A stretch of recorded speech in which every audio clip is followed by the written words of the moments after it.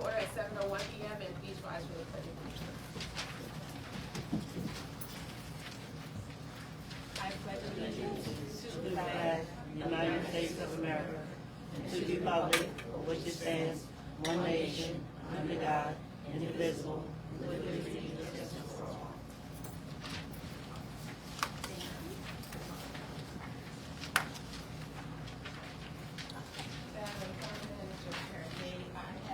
We have roll call. President Allen? Present. Vice President Hill? Councilor Brennan? Present. Councilor Felder? He is present.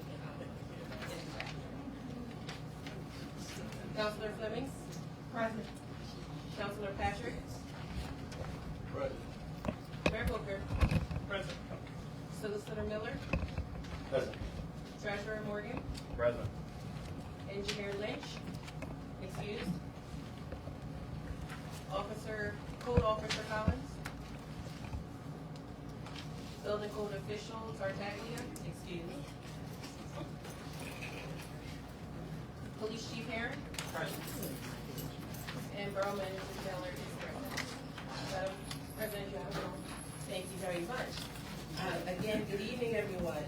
I'd like to share that council met in executive session on January 20th at 6 p.m. and this evening, February 5th at 6 p.m., both for discussion on personnel matters.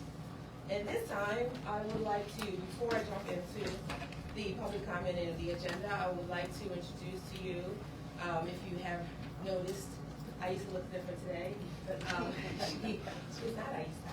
We have a new borough manager joining our team here in Sharon. I'd like to introduce to you Ms. Joy Taylor. For the past decade, Joy has dedicated her career to public service and community engagement.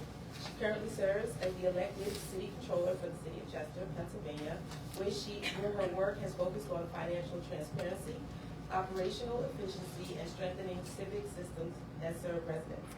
Previously, she served as deputy controller and director of constituent services, amplifying community voices and ensuring residents were heard in city decision-making. Joy has also served as an elected school board director and continues to serve on community advisory committee for the Chester Upper School District, as well as on local boards committed to public stewardship. Across those roles, her work has centered on building accountable, people-centered government, from advancing technology to support law enforcement and code enforcement to supporting initiatives that help small businesses grow and thrive. She holds a Bachelor of Arts in Communication Studies and a master's degree in Urban Studies.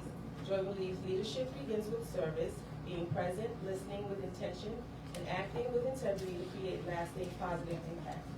Outside of her professional roles, Joy is a wife to a law enforcement officer and a proud mother of three, which further grounds her commitment to public safety, strong communities, and thoughtful governance.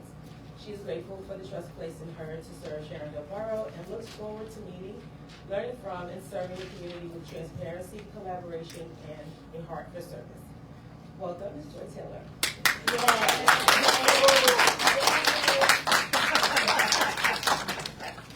Please get to know her. Don't do too much though. Not too much too soon. She's getting acclimated. But we're seeing benefits already of having her on the team. Okay, I'm going to jump right into our agenda. First item on our agenda is a public comment section, and this public comment section is going to be reserved for the first topic on the agenda, which is to fill our council vacancy. For anyone who doesn't remember or isn't aware, our Mayor Booker vacated his seat as the council vice president in December, when and then he was sworn in as mayor in January, and so therefore creating a vacancy on our council. So tonight we are going to fill that vacancy. So the first public comment section is strictly for comments related to filling the council vacancy. Is there any public comment? Any public comments? Okay, so hearing no public comment, council, at this time we'll move forward, and are there any nominations for council vacancy?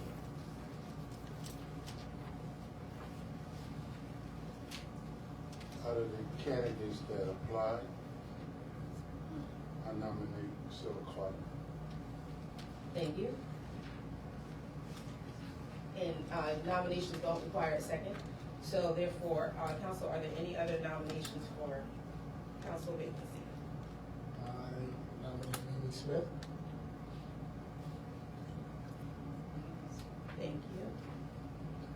Are there any other nominations to fill the council vacancy?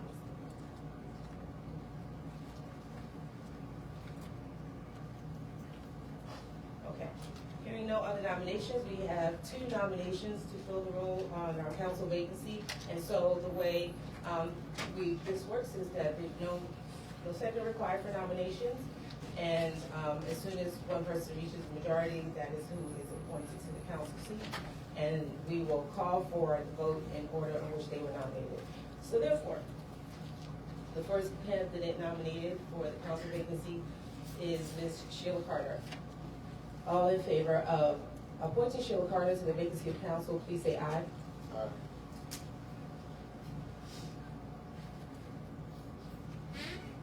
Any others in favor of appointing Sheila Carter to the vacancy for Borough Council? Thank you, one vote. The second nomination was for Ms. Mimi Smith. All in favor of appointing Ms. Mimi Smith to the council vacancy, please say aye. Aye. And I'm going to just, for the sake of the record, ask for a roll call vote. Ms. Bradley? Aye. VP? Aye. Councilman Fleming? Aye. Councilman Patrick? Aye. And President Allen, I am an aye. The nomination to fill the council vacancy goes to Mimi Smith. Thank you, council. Congratulations, Ms. Smith. At this time, we would like to invite you forward so that you can get sworn in. Our Judge Forbes is here. Sworn into your seat. Thank you very much. And thank you, council.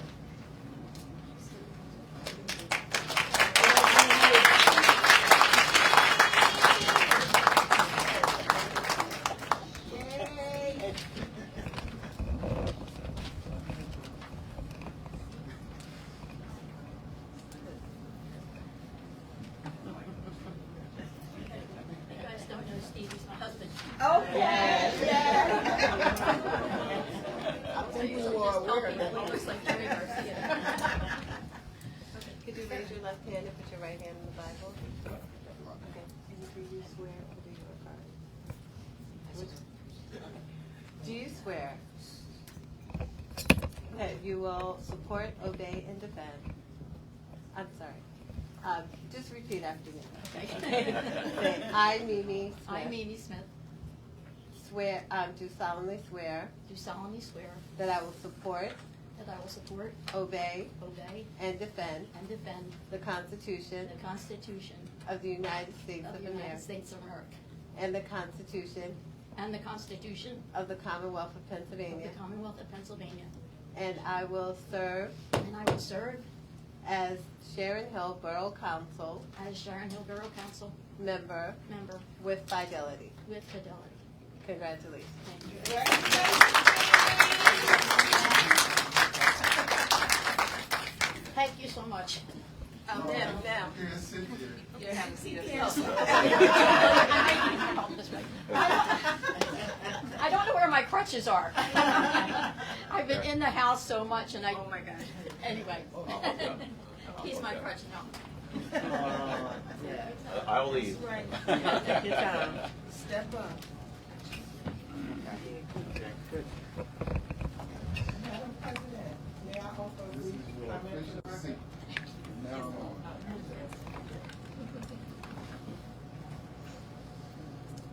Building? I just want to take a moment to acknowledge the residents who expressed interest in serving and who continue to engage with our borough civic participation methods. And I hope folks continue to raise their hand in future leadership opportunities, committees, and ways to serve. I'm committed to encouraging that engagement as we move forward across the borough.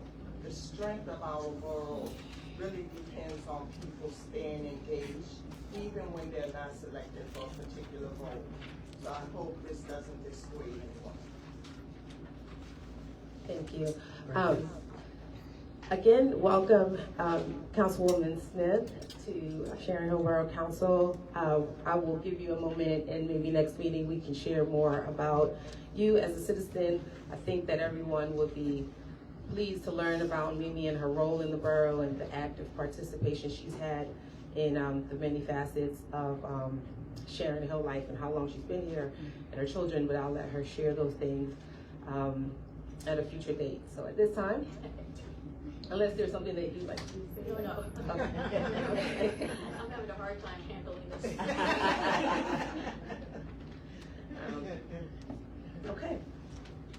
Thank you all. So let's get right into our meeting updates. And we can start with the library, Ms. Ashby. Good evening, Oh, everybody. I'm sorry, Ms. Ashby. Judge Forbes, thank you very much for being here this evening and for swearing in our new council member. And I saw, come in, I'm sorry. I didn't want her to leave. Good evening, everybody. Good evening. Good evening, Chief. I won't be before you long this evening. We're going to do we'll go deeper into what we're doing at another meeting. So I want to remind everybody that this is Black History Month. These are some of the books that we have at the library. We have even more. The children have to do homework. If you want to do some work and learn about Black history, because we always can learn more, these are some of the books that are housed in our library. This weekend, we start our Black History Week off with Black Excellence in Literacy, which is going to be a book fair, a book signing and book launch on Saturday with Reverend Joe Williams. Reverend Joe Williams is one of the founders of the Dixie Hummingbirds. And he will be there signing books. I will not be singing. I also want to remind everyone, parents, that on April 1st, we're going to keep saying this every month, on April 1st we have our summer reading program, and we'll start the registration for the summer reading program. And that's about it. Library is thriving. We thank the borough for continued support for the library, and we had a health fair. And if you don't mind, I'd like to yield some of my time to one of our trustees to talk about the health fair. Thank you. Yes, thank you. Thank you. Good evening, Council, Borough President, and all my other fellow residents and chief. Ms. Williams, would you speak just a little louder? Okay. Thank you. Good evening, all. My name is Monet Williams. I live at 67 Francis Avenue in Sharon Hill. And the January 31st, we had a blood pressure screening, hypertensive event, and generalized health care at the library. It was the first of many. So we did blood pressure screening. We screened about 30 people. We were able to identify 4 people had elevated blood pressure, were at risk, and we were able to have intervention by the lifestyle modifiers and the pharmacists that we have are present. So we felt it was a very successful event. I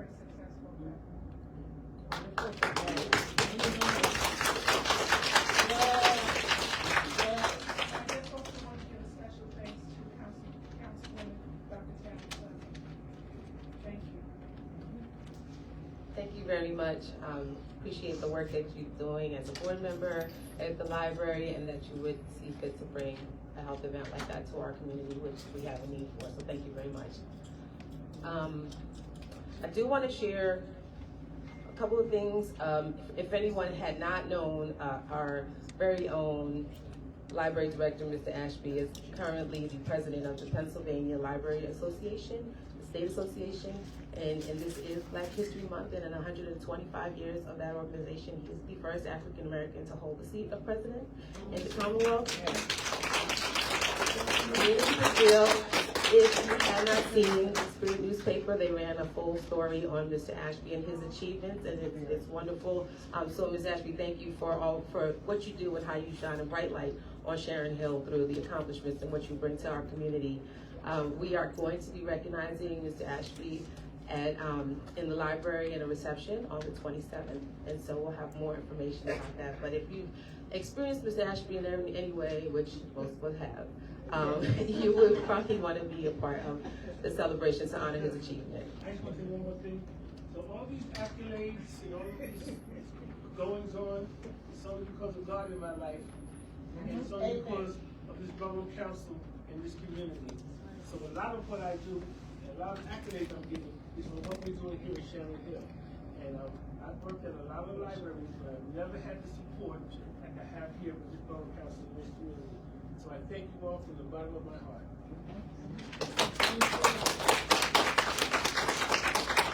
Thank you, Mr. Ashby, and thank you, Ms. Monet. I'll continue on to share two other things. One, Chester Pike Corridor Improvement Partners meets next Thursday, so at legislative meeting, I'll have an update. I will share that at this time, we did apply for our Main Street grant, and we were awarded the planning piece of the grant. So now, you know, Chester Pike is a collaboration of 5 municipalities down Chester Pike. However, the Main Street program is going to include the six municipalities, which will include Fallcroft Borough. So they are not members of the Chester Pike Corridor Improvement Partners, but because they are coming down the pike, and it is not money that the partners put up, it's grant money that we receive, they were invited to participate. So the 6 municipalities are going to gather. The committee has been convened. As a liaison to the Chester Pike Partners, I'll be present, and I have asked Councilor Dr. Tammy Fleming to be my proxy. And so both of us will probably, I think you're going to attend. So the first meeting of this particular committee will be on February 23rd. And there's going to be some site visits where we'll look at all the different parts of Chester Pike that are open to Main Street enhancements, and then start a planning session. So I'll have more information on that, but that's a big deal. Chester Pike Partners is working towards beautifying and revitalizing and investing in Chester Pike as it relates to all of our separate boroughs. So more to come, but this is an exciting step for us. And also Bike the Pike is coming. That is our launch is still scheduled for May.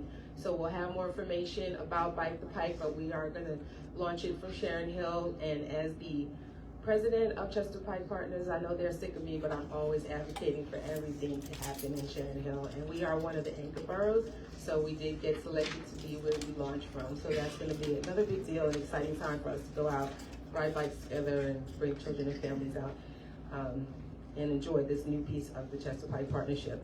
So more to come on that. Also, some exciting news. So we have our municipal building project. We started planning about 2 years ago. We've been seeking grants. We've been awarded grants, and we also had an award that was delayed when there were some changes in the federal government last year. And I'm very happy to say that we have been awarded the community project funding earmark funds in the amount of $1.2 million towards our building. So we are well on our way. So Joy will be meeting with our engineer and our grant lobbyists and to work on next steps, and so we can start looking at when we'll be able to actually do some groundbreaking around this project. But we still have a little ways to go, but at this point we are past the halfway mark in terms of monies secured by way of grant. We have grants, we have exceeded the $5 million mark now between the grants that we've been awarded over the last few years and now this one. So, very good news for us. A municipal building that has resources for everyone. You know, our little library that does big things will now have a big space. Our seniors will have a big space. Our youth will have places to go. So we are very excited about bringing this to the community. And so that's all that I have at this time. Any questions for me? And I did leave room for any questions for Mr. Ashby. So any questions from the others?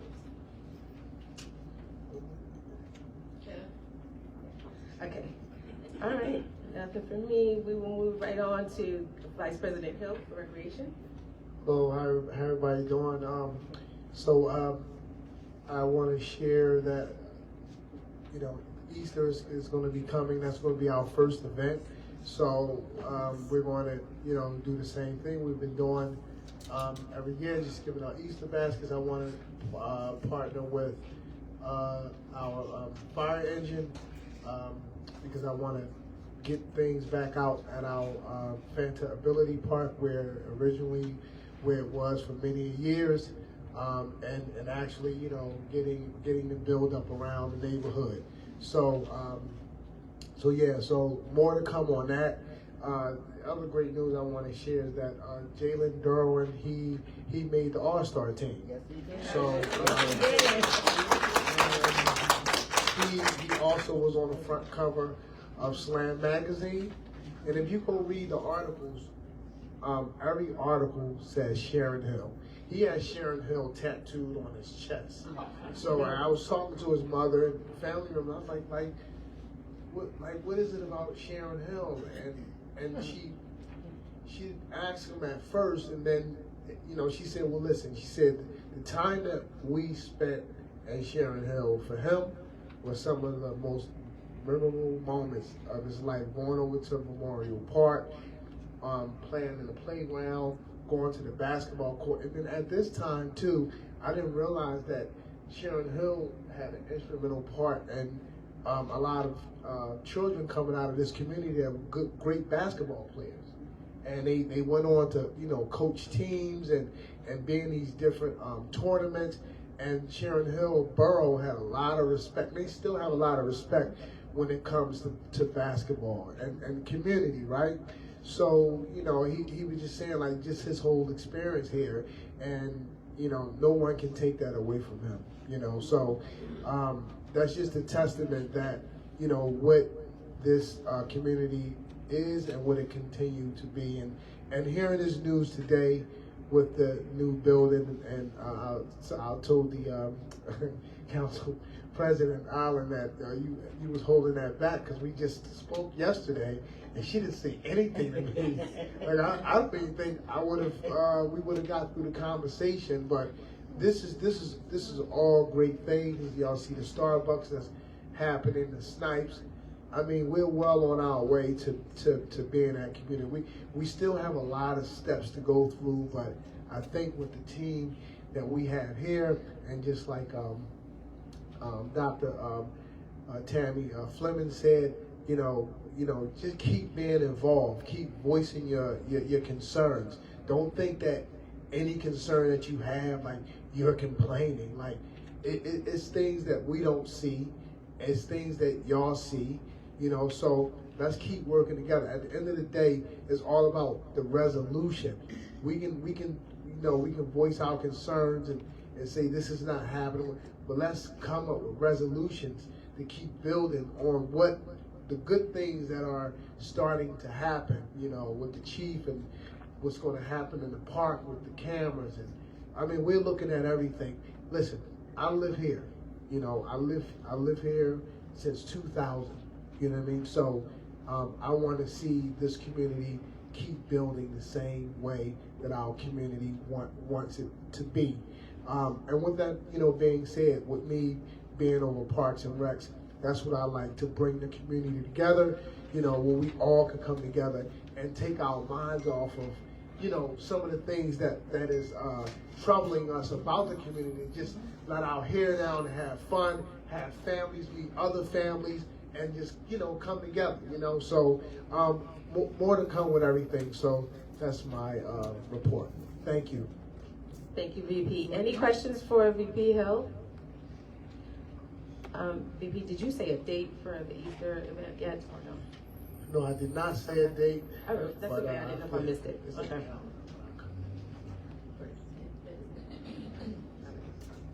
Oh, it is there. Okay. Okay. Well, while you look for that, we're going to move straight along to Shaq. Councilor Grantham. Good evening. Good evening, Madam President, Council, and our residents. Am I starting with our commissioner, I would or say, should I give our? Yeah, give your report, and then we can close with your appointment. Okay, awesome. Alrighty. Okay, well, good evening, everyone. Okay, I want to let you know what's going on with Shaq. Now, we're doing, and this is right along with what everyone else has said. We're talking about come out, meet people, join us. I'm asking you to please come out and join us. We are doing a Meet Thy Neighbor, February 21st, from 3 p.m. to 5 p.m. Okay, of course you know we're going to have light refreshments. All right, so you don't have to worry about that. We will have vendors there, and we're going to have a live band. And the live band is going to be the Jeff Jones. It's Jeff Jones and the Experience. And we did have them last year. We really enjoyed them. They're great. Don't worry, it's not just jazz. It's going to be all different types of music, so please come on out and join us. And following up with that, on the 25th of February, that will also be at the Borough Hall, 2nd floor. Line dancing starts with Vonda. Whether you're a beginner or experienced, come on out, have some fun with us. As I told you before, if you're a beginner, don't worry about it. I'm always facing the wrong direction, okay? But I have a lot of fun, and Vonda doesn't worry about it. She just turn around, Deirdre, going, okay? And that's from 7 to 8. It starts on the 25th, which is a Wednesday, from 7 p.m. to 8 p.m. here upstairs in Borough Hall, and that's for 6 weeks. Okay, and you will see this information on our website. All right, and then finally, before I forget, I want to introduce our new commissioner, and that is Sharon Eskridge.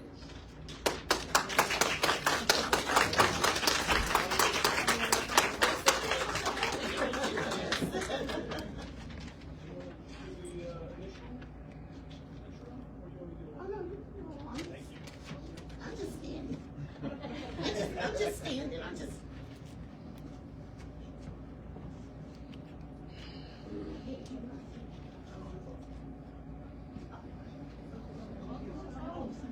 Oh, okay.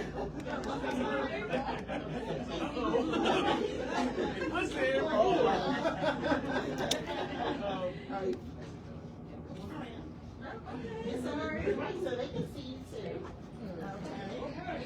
Okay. This is her family. Good evening, everyone. I just want to thank you for the opportunity to be able to swear in a new member of the Shack Committee. It is an honor for me to be able to do this with our former commissioners. The honor is truly mine. And thank you, Sessions, for being here. So, now begin the oath of office. So I use your right hand. Right up, Left button. Excuse me. Sorry, I've only done this twice. So. I. Sharon,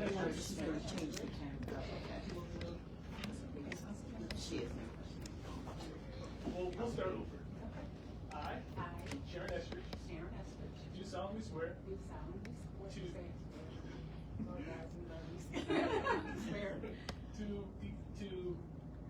defend and obey double checking. Sorry, this is round 2 per time I'm doing this. And defend the Constitution of the United States and the Constitution of the Commonwealth of Pennsylvania. I'm sorry, guys. I'll get better at this over time. That I will discharge the duties of the office of the Art and Culture Commission of Sharon Hill with fidelity and integrity. Thank you. Thank you.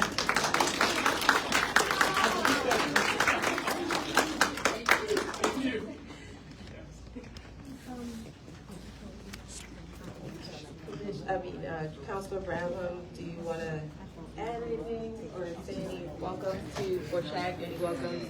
I see Shack President is here as well. We do have several of our Shack members here. We have our President, Elaine Bundy, Secretary, Regina Harvey. Okay. I always miss her hyphenated name. And then we have Mrs. Zakia Patrick. Thank you all for coming out. And once again, come out and join us. If you have any suggestions, please, we're welcome to them. You know, we'd love to know what you would like to do so that we can make it happen. Thank you very much, and that's the end of my report. Thank you. Any questions for Councilwoman Brabham? Okay. Before we go forward to you, Councilor Felder, I want to just circle back to VP Hill for the day and time for the Easter egg hunt. Yeah, that date is February 18th from 12 to. I'm sorry. Yes. April 18th. 12 to 2. Yeah, 12 to 2. Don't meet us there, beat us there. Okay? Thank you. Okay, moving right along, Councilor Felder. Good evening, everyone. Evening. Before I give my report, Councilman Hill, Jalen Dorman, isn't he on the All-Star team? Yes. Okay. Yeah. That's a great accomplishment. It is a copy, yeah. That's a great Yeah. accomplishment. Thank you. We might be going to a parade this year. This look really good. He's a up-and-coming center. I'm looking for him to dominate the I league. think he's like number 4 or 5 in the NBA. Yeah. He's only 22. He's a legitimate 6'10", 260. And he can play. And let me say this because I can say it because I asked his parents, can I say this? I'm gonna ask the boys to get it together after the VP says his part. They're about to go down the rabbit hole, so. He, you know, he promised. He said, you know, he always have Sharon Hill. He has our back, and whatever he can do for us within his means, we're always in his view. So just wanted to share that with everybody. Okay, back on task. I have the fire chief report for the month of January 2026. Total number of incidents responded to, 58. Time in service, 29 hours and 36 minutes. Average personnel responding, 4. Incidents in the Sharon Hill Borough. Automatic fire alarms, there were 5. Gas leaks, 4. Lockouts, 1. Electrical hazards, 2. Building fires, 1. Assist EMS, 2. Odor of smoke, 1. And fuel spill, 1. Total number of incidents in Sharon Hill, 17. Assistance given and received. Darby Borough. We assisted Darby Borough 4 times. They assisted us once. Fallcroft Borough, we assisted them 9 times. They assisted us 7. Upper Darby Township, they assisted us 3 times. We assisted them twice. Holmes Fire Company.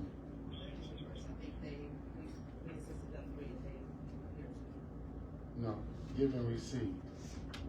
We gave them assistance, and then they gave us assistance. So we received the denominator. Yes, no, yeah. Upper Darby Township, they helped us. We helped them 3 times. You said it reversed. Oh, I'm sorry. And they assisted us twice. Holmes Fire Company in Relate Township, we assisted them 0. They assisted us once. Glenola, we assisted them 12 times. They assisted us 5.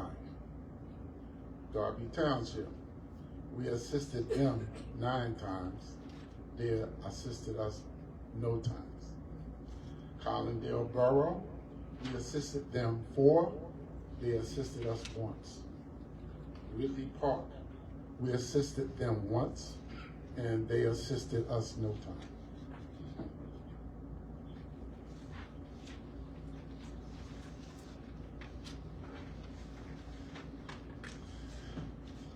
January Fire Chief Report, upcoming events. There will be a bingo at the firehouse on Saturday, February the 7th. Does anyone know the time? 7:36. Doors open at 5, first game starts at 6. I only have like 20 tickets left, so if anybody wants them, gotta get them quick. Tickets are on sale. And how much are the tickets? Tickets are 30 and 35 at the door, but there's not gonna be any at the door. Tickets are $30, 35 at the door. Notes. Smoke and carbon monoxide detectors are available for residents of Sharon Hill, free of charge. Smoke detectors and 2 carbon monoxide detectors will be handed out, were handed out. Please keep fire hydrants on your property free of obstruction, including vegetation and snow. Needs, there were none. Safety messages. Check your batteries and your smoke alarms and your CO detectors. Close your bedroom doors at night. This will prevent the smoke and fire from entering your rooms, giving you more time to escape. Respectfully submitted, Joe Bourgeois, Fire Chief. And that concludes the Fire Chief's report. Now I have the Borough of Sharon Hill Code Official Report for January 2026. Inspections. Rental inspections or rental license issued, there were 28. Total revenue collected, $4,100. Rental re-inspections, there were 13. Resale inspections, there were 7. Revenue collected, $1,050. Transfer inspections, there were 3. Annual commercial inspections, there were 9. Revenue collected, $1,800. All revenue collected for the inspection category, $6,950. Permits. Permit applications reviewed, there were 52. Permit applications approved and issued, 42. Income or revenue collected, $18,750. Permits pending, 7. Permit fees that were doubled, 4. Revenue collected, $1,393. Permits tentatively approved, there were 2. Permits denied, there were 3. Stop work orders that were issued, there were 3. Total amount collected for the permit category, $20,143. Overall, for the report, revenue collected, $27,093. And that concludes the report for the code. Thank you, Councilman. Before I concede to the next person in line, I want to talk about some of the trash collections and what you as residents can do to help in our endeavor. We are throwing away air. We are throwing away air. What I mean by that, if we condense, collapse cardboard containers, cans, plastic containers, your disposable or waste container won't fill up as fast. What we throw out in full, if you collapse those items that you discard, you will be at either 2/3 or less, but it won't be full from one cycle period to the next, unless you throw a great party. But if we continue to throw away air, it causes those who collect the trash more transportation time to dump the recycles or the trash because it fills up the container quickly. Now, it can save us time and money if we do our part as residents and help out our issue. So this has to be a house-to-house cooperative. Because all of us, everyone in here throw away trash. I have noticed how on certain days, because we do a twice a week trash collection, on some days, there's not that many containers out. The next block may be full, some blocks aren't. And we may miss the trash trucks as they go through because they might have put the trash out on Monday or possibly Thursday. But we're throwing away air. And if we can condense that, I want to propose a way we can save money on trash collection. I won't tell you now, but we got to change that habit. It's our tax dollars, and we need to be more mindful because we're paying by the tonnage. And we need to be mindful that it's the same weight whether you collapse the box or not. It's just the transportation and the efforts for them to take the trash to a dumpster and then come back. And that's fuel, manpower, and we can negotiate that through contract if we do better at how we dispose of our trash. So that's all I have to say. Thank you much for listening, and I hope we can put that in force because we're in crisis when it comes to saving money. We need to be smarter, and each taxpayer, each resident has a part to play. Thank you, Councilman Felder, and I have started collapsing my water bottles at home. Thank you for that, since you told me about that idea. Any questions for Councilor Felder? Okay, hearing none, moving right along. Councilor Fleming, good evening. Good evening. Thank you, Madam President. Good evening, everyone. I want to provide a public health update just for everyone up here. My written report is included in the meeting packet. As for context, February is recognized as American Heart Month, with focuses on prevention, physical activity, and cardiovascular health. That lays grounds much of the public health work currently underway in the borough. I do want to sort of update everyone on the committee purpose and scope, at least a draft of it. The Public Health Committee supports Borough Council by applying a public health lens to municipal decision-making with an emphasis on prevention, education, access, and overall community well-being. Public health actually intersects with several of the borough priorities that we're already engaged with, including our public safety and emergency preparedness, environmental health and sanitation, recreation, senior services, and community education and access to resources.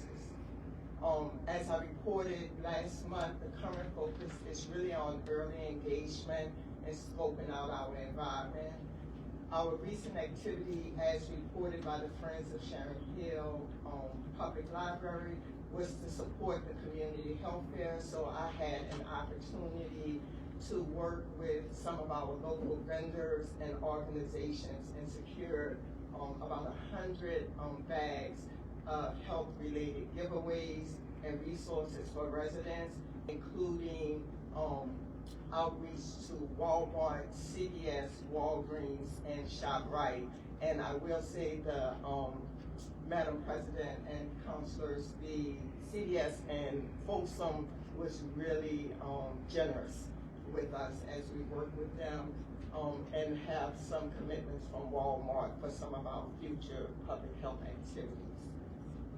In terms of funding and working with some of our local nonprofits, I've begun identifying some public health aligned funding. As you guys know, we don't have any current funding for public health activities, but the president and myself have been brainstorming. She shared a lot of information with me to make sure that I understood the landscape. So I'm engaging with some of the local partners, including the Friends of the Library, hopefully the Sharon Hill Ramblers, and Equip Me for Life, which is a nonprofit run by Bishop Threadgill. And I've talked to a couple of other residents who actually have either started nonprofits or doing nonprofit related work, and hopefully I'm able to partner with them as we begin to bring in some of these funds. There are 3 funding sources that are right on the precipice, and I'll be working with these nonprofits to secure those monies. Pending and planned initiatives. Just looking ahead, we are planning an annual Couch to 5K program, a 12-week walking and running initiative designed to promote physical activities, community engagement, and culminating in a borough-wide 5K walk run. And this is probably going to be scheduled for late spring, early summer. We are also planning the Sharon Hill Borough Annual Health Fair. Thank you, Madam President, who has just gave me a wealth of information, connected me with folks at the Delaware County Health Department, some other vendors. We're really targeting that for late summer, early fall, with a tentative date of the last Saturday in August. One of the things that I work with the county health department on is to see if we can get them to provide immunizations for our kids at the health fair, because we know that we've had hospital closures and a lot of the network clinics have closed. So we're trying to have immunizations at the health fair. And we're also working with a couple of the vendors to make sure that our young people are able to get their physicals as they go into the school year, and actually be able to participate in their activities like the Ramblers and other sports activity, and have their physicals done right there to prevent any barriers for parents where that is concerned. In addition, I am really looking to engage seeking resident volunteers to serve on a public health volunteer committee. Interested residents are encouraged to contact me through the borough, either by email or through the phone system, and then I will reach back out to you. I'm happy to answer any questions, and I look forward to continuing this work in collaboration with our council and community partners. I yield back. Any questions? Thank you very much. A lot of good things on the horizon. Any questions for Dr. Fleming? Okay, thank you. Looking forward to it. And I owe you, I did reach out to former Council President Michael Finnegan, and he did share the routes. And I need to touch base with you, Chief, so that we can get a route together for the 5K run walk that Dr. Fleming is planning. So I'll owe you that. Okay, if there are no questions, then we'll move along. Councilor Patrick, good evening. Good evening, Sharon Hill. I am the liaison for Southeast Delco School District. I've reached out to Dr. Sanchez and President of the Delco, Francesca Barley, and we'll be getting together in the next couple of weeks. I should have something concrete by next week. Okay, thank you. Any questions for Councilor Patrick?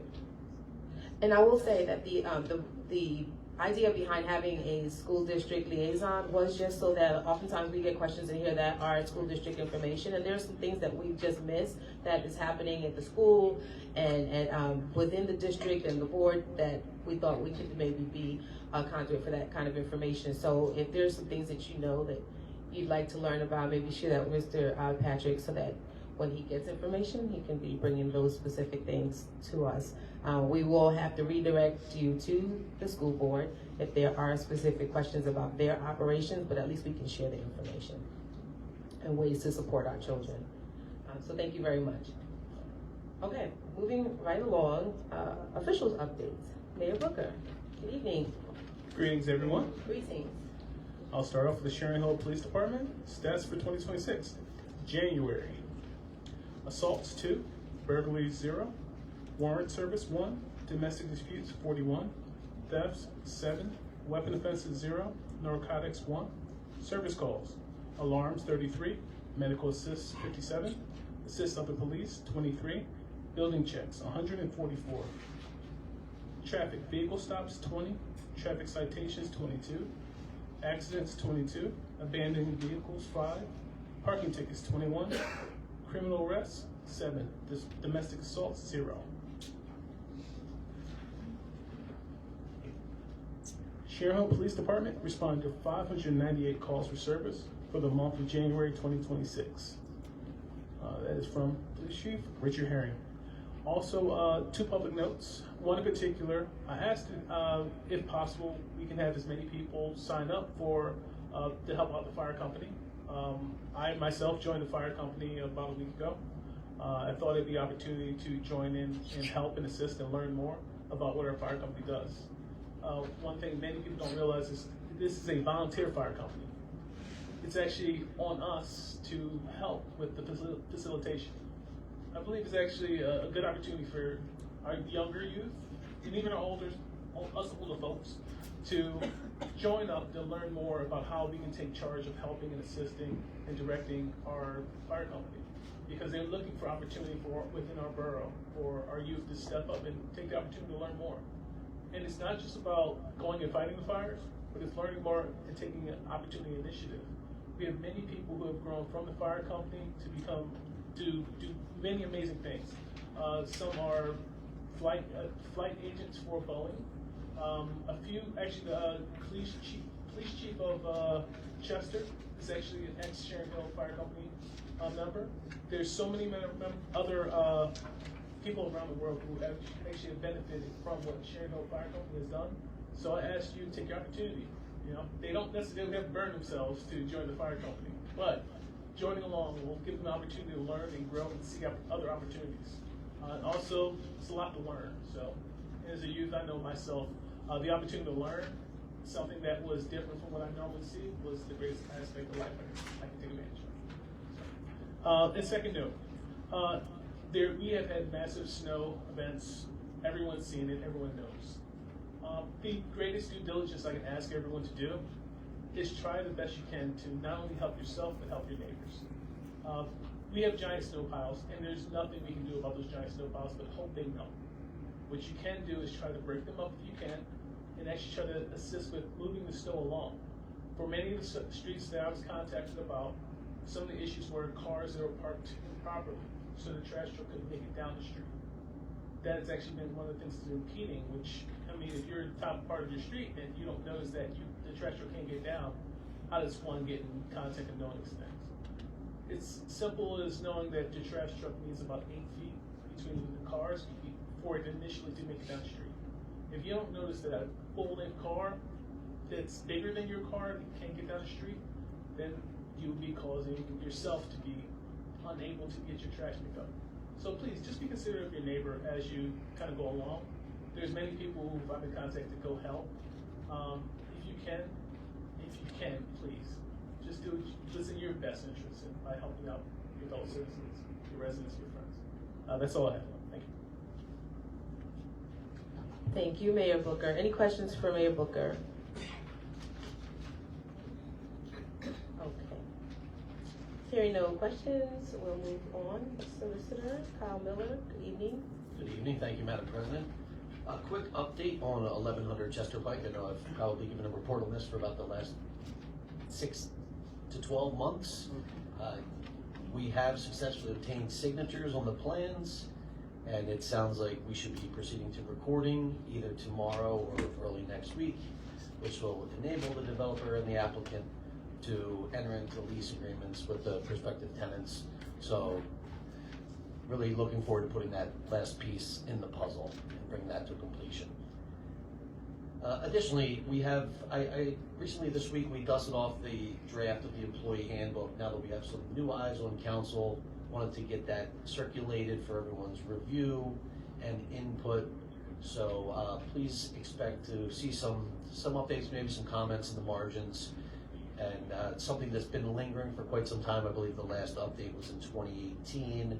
Obviously times have changed and technology has advanced, so we wanted to bring everything up to the current time. So please be on the look for that.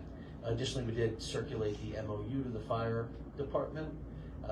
As you know, we've had some discussions over the years and really have never memorialized any agreement as to the roles and responsibilities, their respective properties, and what everyone's expecting of one another. And I think it's a step in the right direction. So that is in their hands at the moment. So once I receive their comments, I will also circulate that to each of you independently, and hopefully we can get that to a point where we can move that forward for council consideration.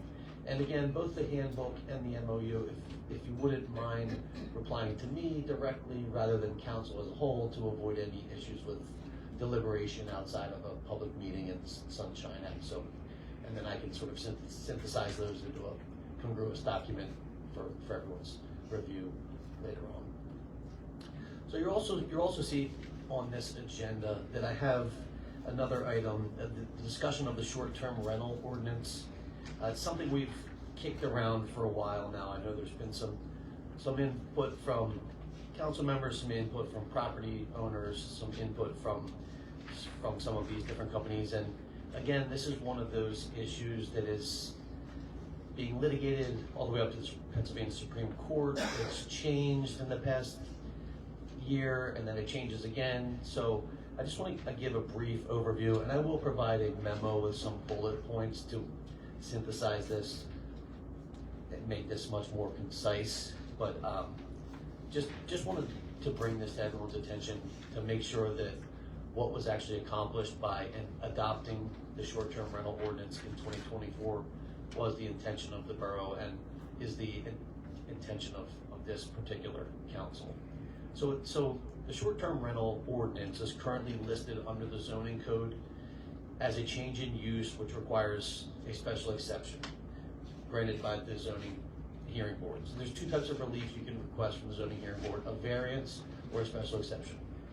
The special exception has a much lower threshold for approvals, and it typically just requires compliance with specific objective criteria which are listed within the ordinance. So it typically would not require an applicant to have legal representation. They don't have to put together a very complicated packet of evidence. It's truly I'm requesting this change in use approval for a special exception. Here are the 10 items that I need to show to the zoning hearing board to obtain that approval. And should they meet those requirements, then the zoning hearing board is by law required to grant that special exception. So one advantage to the public hearing at a ZHB meeting is that it does allow for credible evidence to be presented, and it also allows for public comment and or objectors to contradict and or present their side of the story, if you will. It also creates a public record, and all of those decisions are issued by the zoning solicitor, and they're essentially memorialized in perpetuity, and they're available for everyone to see. Of course, those types of steps incur some costs for the borough. So the borough has to pay for a stenographer, the borough has to pay for advertising, the borough has to mail all of the nearby property owners, the borough has to pay the solicitor to write those decisions. So there is I believe right now it's a $1,000 application fee for a request for special exception. So it is expensive, but there are some costs incurred by the borough in that process. So going through the zoning code and requesting the special exception, I would say is probably the most typical method that municipalities use. However, that's why I just want to have this conversation to see if anyone has any input, to see whether there might be any suitable alternatives that might make more sense for Sharon Hill. So I'm going to go through a couple possibilities. So essentially, if council elect, of course, it could remain as is, the same, which requires everyone operating a short-term rental to apply for the special exception, submit their application, have a public hearing, and allow the board to render those decisions, which, again, public comment, objectors, a full hearing, it's like a little mini trial. Although I don't anticipate that they would be especially long or involved, since it would typically be the same hearing over and over, just for different properties. So there would be a potential that council could remove the special exception requirement from the ordinance, which would then allow folks to operate a short-term rental by right. And that's not saying that they still wouldn't have to fulfill those requirements, but they would not be required to go through those steps. With the zoning board, they would just have to apply for a zoning permit, and the zoning officer would confirm their compliance with the requirements of the ordinance. So it's really a matter of how does the borough want to structure this, and my 4 possible scenarios would be: 1, to leave it as is; 2 would be to leave it as is and potentially reduce the application fee specifically for short-term rental special exception requests, just to cover the borough's costs, but to make sure that it's not going far in excess of what the borough expends to have that hearing. The third would be to amend the ordinance to allow those who might have been operating a short-term rental prior to the enactment of the ordinance to forego the special exception process and to just go through the zoning permit application. And then the fourth would be just to allow everyone no special request, no relief required from the zoning hearing board, and everyone would just go through a typical zoning permit process and review through the zoning officer rather than the zoning hearing board. It's pretty technical, it's pretty touchy. It's I know there's no one size fits all for these, unfortunately. It's always under review at the Commonwealth and Supreme Court level, and it's really a matter of how does the borough prefer to proceed with these, both financially and legally, and whether we need to make some changes to make this, keep it the same, or make this, I don't want to say easier, but more, I would say less expensive to obtain the relief, and or whether we want to remove that relief altogether. Solicitor, I have a question. Sure. Because there's no one size fit all, and you mentioned 4 different categories, can each category carry a special condition? Yes, so that's another interesting element of the special exception going through zoning. Each of those decisions can carry conditions. I like that better because we never know situational circumstances. Sure. And it would allow people, if they have those kind of businesses, they can move forward if we give them something to move them forward. If we go in with one size fit all, it'll hurt a business person's chances, and we are looking at things in a one-directional perspective, and that's kind of dangerous for businesses because you got to be open-minded. So I would like to see those 4 conditions. Sure. And maybe I can put some of my judgment better into it once I see it, so that we can build some kind of parameters for each one and open it up and put limits on it, so that if someone goes through them, they can go so far in it because we put limits on it. And it had to reflect what we want from how the borough wants these particular entities to operate in our environment.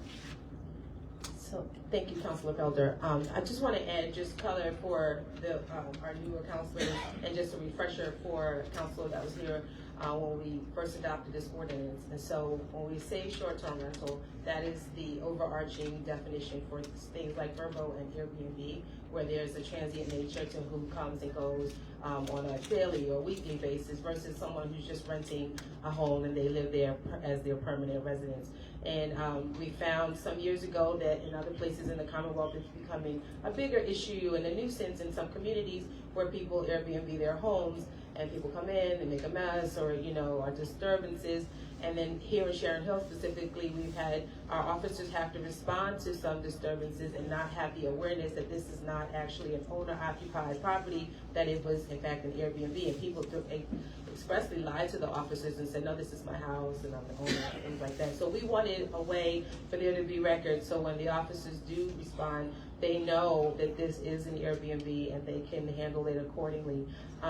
So what we found while we developed it for that purpose, the way it was crafted is that it included the piece that has the special exception and that would require people to have to pay the larger amount and go before the zoning hearing board. So I think what needs to happen and what primarily, what I'd like to know is what does the law allow? Because as we crafted it, we were guarded against putting anything in that would be discriminatory towards a homeowner wanting to Airbnb their home, and that we would get pushback. And I think, as you talked about, it's been escalated up to the Supreme Court that those are some fuzzy areas. So I feel like knowing what is allowed by law, and then I recently learned that in some places they just don't allow them at all in residential districts.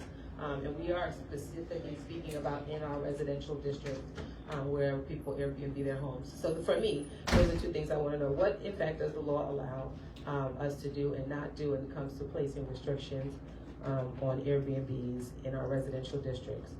Sure. So the interesting thing about the ordinance as it exists is there's no fundamental ban on these anywhere. Everyone has the option to submit the application and apply for the relief to have a license, to be licensed to operate an Airbnb, but it does require that public hearing, and it notifies all the neighbors that there will be a public hearing and allows all the affected residents to present their side of the story effectively.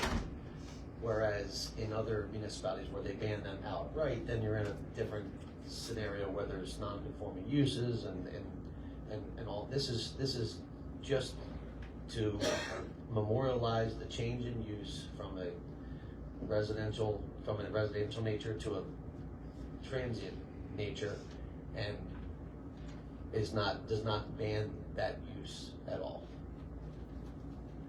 In particular, Councilor Fleming, I'm sorry, Mayor Booker, do you mind? Councilor Fleming? I just need a point of clarification. So the $1,000 application fee is what the property owner would pay, and you were saying that there's a way that we could make that application fee the cost that it would cost us. Is that more than what it would cost us, or that's how much it would cost us?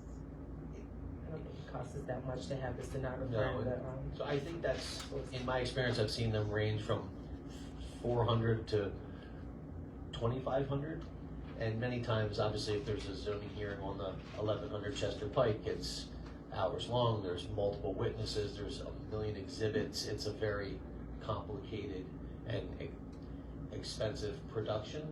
Whereas for these, it's a much lower standard. Does not require that level of proof from the applicant. It's simply if they meet that objective criteria, they would be. So, in my estimation, it could be reduced and would still cover the borough's costs for that. Mayor Booker? do we have any restrictions for subletting mentioned in any of the documentation? Just curious, I don't know. I believe that would be a different animal under a different use, like under a traditional rental setup, and that would typically be covered under like a landlord-tenant issue, and would be spelled out in their lease. This is more of a legislative change in use. So if a property is rented and and the property owner allows subletting, that's between the landlord and the tenant, so. And they would, the tenant, would they have to register as well with us? No, and for the Airbnbs, Yeah. I believe that there's a requirement to report when the properties are occupied. However, ultimately, the responsibility lies with the property owner for the 24/7 correspondence. Mm-hmm. Because again, you show up at a property and who knows who's in there, who knows if they're giving their proper identification, if they have identification, if they're, I'm always thinking worst case scenarios on this. Yeah, that's the only reason I was concerned, because you have someone you expected, the landlord has in, but then it turns out there's a sublet, and the sublet is to an Airbnb, then who is the person held accountable outside of that scope?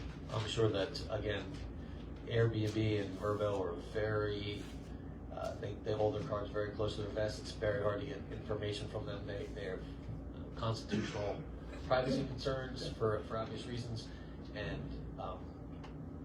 my suspicion is that would certainly be a violation of their policy, but many times that's probably unbeknownst to the property owner himself. If something, you get your brother to book you a place, and then something that, I can imagine scenarios where that would happen. Oops, I've done that.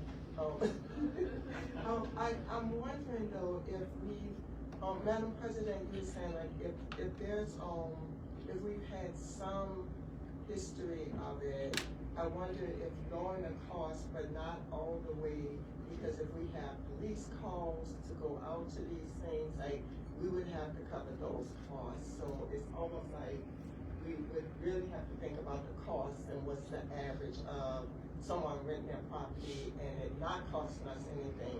But then you have those places where you have lots where folks are giving parties and we have to send folks out, so we may have to consider that. Yeah, that's a good consideration, and I think I agree that we can afford to lower the cost. I do think there's a distinction between the Airbnb and the in and out on the weekends or a week period versus someone who owns a property and decides they're going to rent it, because those people are also then held to the proper code for being a landlord and having a tenant and getting use and occupancy and all of those things done. So that's a whole other animal, not related to this one, but yeah, that's a point that we need to go back to the drawing board on aligning the fees so they're not, it's not like we intended to like slam people with the fees. We just needed to have some regulation around this. And so to VP Hill's question, this is where we are trying to define it now, better define it for us. We did go through our steps with our solicitor at the time and crafted what we did, and now we do have some citizens that are good neighbors that Airbnb their home that do want to be in compliance, that are coming in, and then that's how we're discovering that there are some areas that we can smooth out. And then there are some citizens that don't want to be in compliance. And to Kyle's point, Airbnb is really hard to get around. So in terms of them saying, oh, this property is registered with us and things like that. But yeah, we do need to further define it. So then can we use the same method, Kyle, that we're going to use for the handbook, where we can just send to you Sure. the things that are that we want to have included in this, and so that we can then go back to the table and craft or redefine or add to or amend our existing ordinance? Can we use that method? Absolutely. Okay, is that okay with everybody? And let's put a time on it, because we do have, I'm not gonna say a bunch of residents, but we do have some that are very anxious to be in compliance. And it's frustrating because when coming in, they want to pay, they get their license, they don't want to have issues, and those are the people that we want them to remain here because they're showing themselves to be good neighbors. So what's a fair time frame that we would get this to Kyle? Well, I would like to see the 4 categories that he specified. Sure. So And there can be a combination. So I can become a better decision maker. Sure. Well, I mean, just ask, like, if you have thoughts that you think would something he should include, then send him those too, in addition to getting the 4 categories. I think that was the meat of what he was talking, because like there's no one size fit all. We got to understand that one is transient, one can be permanent in terms of renting or being in the Airbnb. that's transient. A person that's under a lease contract, as far as the rental is concerned, that's more permanent. So you want to look at a person being closer to home ownership if they're renting the property. There's certain responsibilities that they'll take on. But people that's transient, they come in for a day, a night, a weekend, and they go town. So this is where we got to put our focus on. What do we want to do with people that's transitioning in and out of our community, and what parameters do we want to put around behavior elements, because they can get ghosts after the weekend, and we don't know what happened. So your thoughts on those are what we're saying, send to Kyle. We will, I will send like the things my experience and things that I thought we had baked in there, but I'm asking that everybody, like the things you have, you just talked about, send those to him so that we make sure that the next iteration of this ordinance does encompass those real life circumstances, and then is whatever we're allowed to do within the parameters of the law. So what's a fair time? Kind of clarification. Is he gonna give us the meat of it and then we respond to that? Yes. I think that's might be where like. The ordinance is available, so we can, he has the ordinance as it is right now, we can forward that out. Yes. Okay. And I would also ask to send me your impressions on whether you believe a reduced fee would help obtain added compliance, or whether less administrative legwork would help to reach the end goal, the main objective. So not knowing this community as well as each and every one of you do, I would certainly appreciate that input and any suggestions why you think maybe something might be there's something might be an impediment to getting these all registered and all on everyone's radar. I mean, I feel like if you make fees, it's like, I mean, I want people to, this is America, so I want people to, make their money. However, I know we have a lot of stuff that's going on in Sharon Hill, but I like the peace. I like to walk on my block, sit on my block, and there's no noise, nothing like that, no crazy stuff going on, no police on the block. I mean, I've seen it on most of the blocks. And, I mean, I don't feel comfortable with having an Airbnb next to me, But again, as far as the money, if the money is at a good reasonable amount, high amount, then that'll steer away people from just wanting to just put up an Airbnb in your neighborhood and don't care about taking care of the property. It's a money maker for them. I mean, a lot of things, you got an Airbnb next to me, that property better be manicured. It better be manicured just like mine's. The backyard, front yard, all of that. So, we lowered, $59, $59.99 per minute. Oh yeah, let's go not in Sharon Hill Borough. I mean, I like Airbnbs, I stay in them, but I've also seen what happened in New York where people, and they don't let you, if you have a rental license in New York, you can't have an Airbnb. It's either one or the other. You can't have both sides of the pie. And then you get into like, you don't have full access to the house. You only got one room because a lot of stuff been going on. New York have it. When you get in there, you got access to everything. People get away with it, but there are a lot of issues with that. A lot of problems, lawsuits, and then they bring in the state of New York, the city of New York, and those lawsuits, and then New York just like get away from it because it's just between them two. So there are a lot of things that we have to, comb through, but that's just how I feel on it. So once we, get everything from Kyle, just like Madam President said, we're comb through everything. But I just wanted to get that out. Is a 10-day turnaround sufficient for you? Would you propose a 10-day or 14-day turnaround? I'm asking if that's what works for you. I think that's fair. I would like to, because we do want to get the ball rolling. We passed this. It took a while for us to get it passed. We passed it and found that we need to look at it again. So 10 days is on the table. Is that fair for everybody? That's cool with me. To say you'll send to Kyle? And this is also a continued conversation. Once we get Kyle to weigh in, our building code official will also weigh in this conversation. So 10 days, and then Kyle, you can estimate that at that point you've heard from everybody that's going to weigh in, and then circle back to us. I'll send out the summary tomorrow. Awesome. Thank you. All right. Any other questions for Kyle? Okay.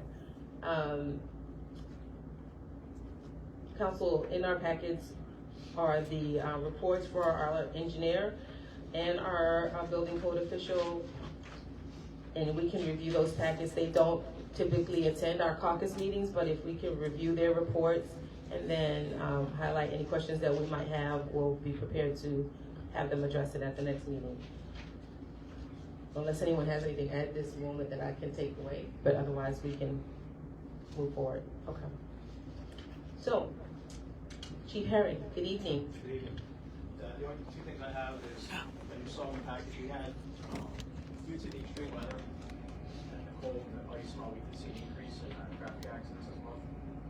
Mainly minor accidents on our back roads. Just ask the residents to please take the time and be careful, be mindful of the ice and the snow situation. Secondly, the camera situation at the park. I've been back and forth with different vendors. They were scheduled to come out last week and meet with the mayor and myself, look at the park and look at things. Unfortunately, due to the weather, that got delayed. As of now, we're looking either Tuesday or Wednesday. Once I talk to the mayor, we're going to set a date that we can meet with them and go over everything. So I will have an update next meeting for that. Awesome. And thank you for keeping that moving. One of the reasons last spring that we had to not have our parks fully available was just because of the damage that occurs there. So the cameras are our way of securing the property and making it safe for people to use it. So it's great that during this winter season we're preparing for opening up in the spring and summer. So thank you. Any questions for Chief Herring? Okay.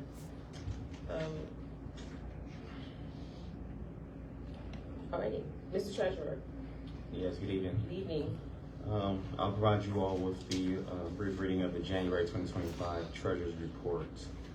General fund balance on hand as of December 31, 2025, there was $97,927.48.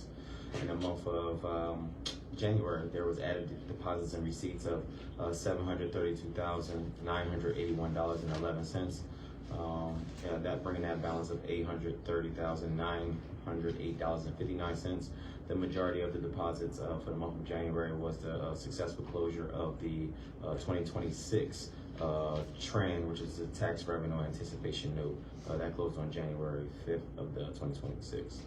Also in the month of January, we had a total disbursements and withdrawals of $673,712.68, and that brought us a general fund balance as of January 31, 2026 to $157,195.91. So we have seen there's a few large deposits that we are awaiting in this first quarter of the calendar year. We actually did receive a large lump sum from Keystone Collections for I want to say 2025 reconciliations of earned income taxes. I think that came in at roughly $130,000 just maybe 24 to 48 hours ago. We're still working on our delinquent taxes from 2024 or 2025 as well. So with that, I'll continue on to the borough's bill payments. I don't have a lot of highlights here, but before I go through the list of the pages, today what I provided to you all was a brief, I guess, list in alphabetical order of some of the vendors that we use on a reoccurring basis.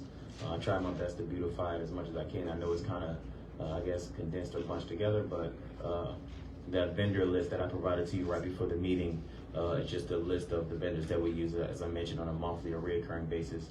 I gave a brief description or synopsis of what they provide to us. And just so you know, some of those that you may see are some of the utility services, so like Aqua, Pico, Comcast, Verizon. We may have more than one account with those utility services. I didn't highlight every account that we have with them, but just so you know, we do pay those vendors. So on the bill payments list, I got only maybe 3 or 4 highlighted.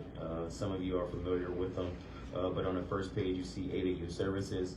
ADU provides a few different services for us: property abasements, emergency board ups, items or repairs that involves the roads, like a sinkhole. So there was a pretty sizable amount that we had to pay for ADU. We do have one more bill outstanding with them, but that's ADU service on page 1.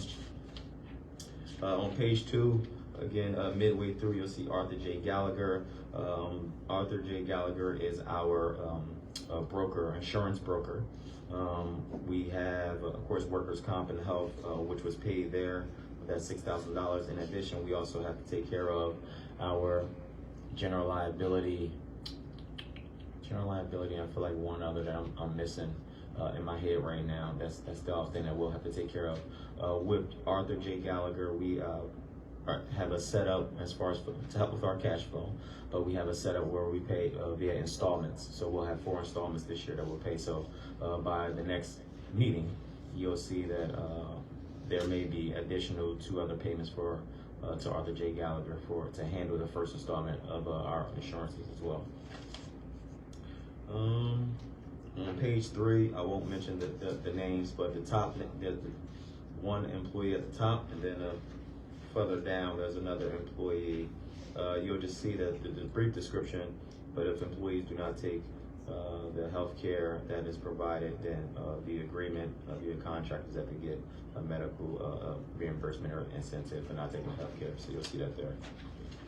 That's why it's names but large amounts, so that's why I won't notate that. On page 4, I apologize, this always messes me up with the wrap text, but that second vendor, it says control, it should be modern exterminating pest control. It always gets me, but it's the pest control for the facilities. Right below that is Moore Brothers.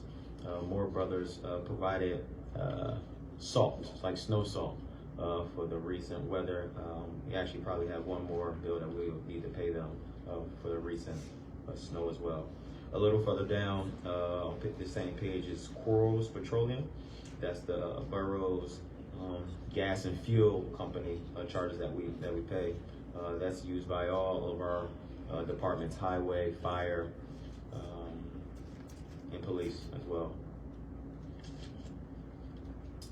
Page 5. Page 5 at the top, you'll see SIG quarters. That's our crossing guard professional service agreement and contract. Right below that is as budgeted annually contribution to the community contribution to the Sharon Hill Ramblers for the work that they have to do. I know they have a few events upcoming. And then also right below that is Sir Speedy, which is the vendor that we use annually to distribute, or to, I guess, help create and distribute of the Sharon Hill Borough annual calendar. And I don't have any other vendors to give highlights on, Madam President. Okay, thank you. Oh, I'm sorry. I just want to note that the dollar amount for those vendors and for that amount is $114,396.78, and that concludes my report. Okay, thank you. I do have a couple of questions on some of the bills. Sure. On page 1, under ADU, yes. The abatement cleanup for Bartlett Avenue, we need to look into that. And has that been paid? It has. It has? Yes.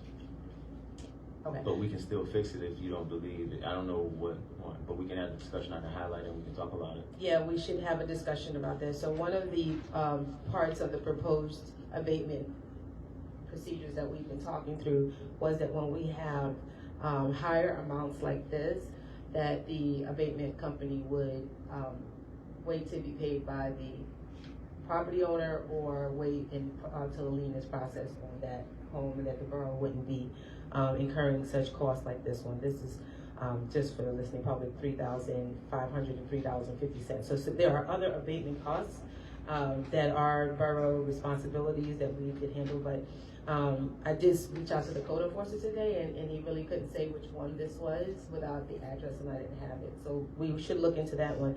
And then as it goes to ADU, when we get the bigger totals, we should hold those.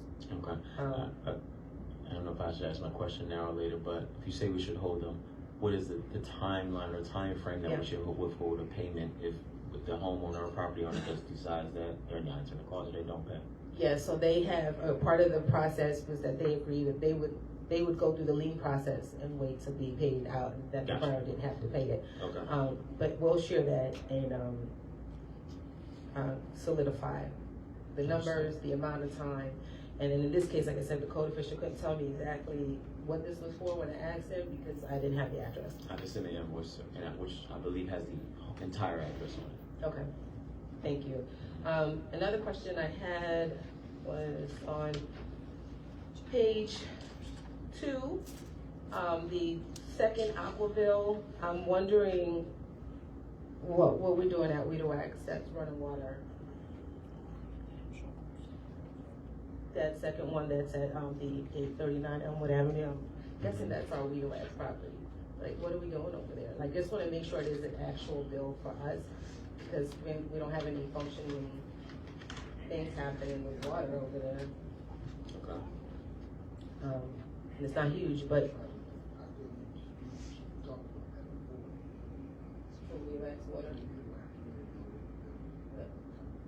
okay, yeah, we should find that out, because the only water I think we had over there was the structure we knocked down, and that hadn't had any running water in a long time. When did we knock it down? 55, yeah. Correct. It's probably a service street.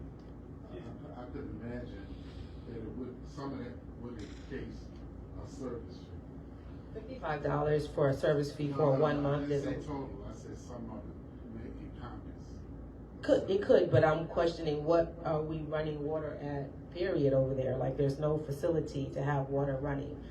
So it could incur, it could be part a fee, but like for what? I think we should figure that out. When was the property or building or structure knocked down? Last year. Okay. When we started phase 1 of the project, that was one of the first parts that went away. And I don't think we have any running water in the garage over there. Nothing, right? Okay. Okay. And then I did notice, so between pages 1 and 2, I have 2 water bills for the fire company, but both are November, December. So I just want to make sure there's no overlap there. There's one at the bottom of page 1, and then the last one on the list on page 2 are both the fire company, 2 different totals, but November, December.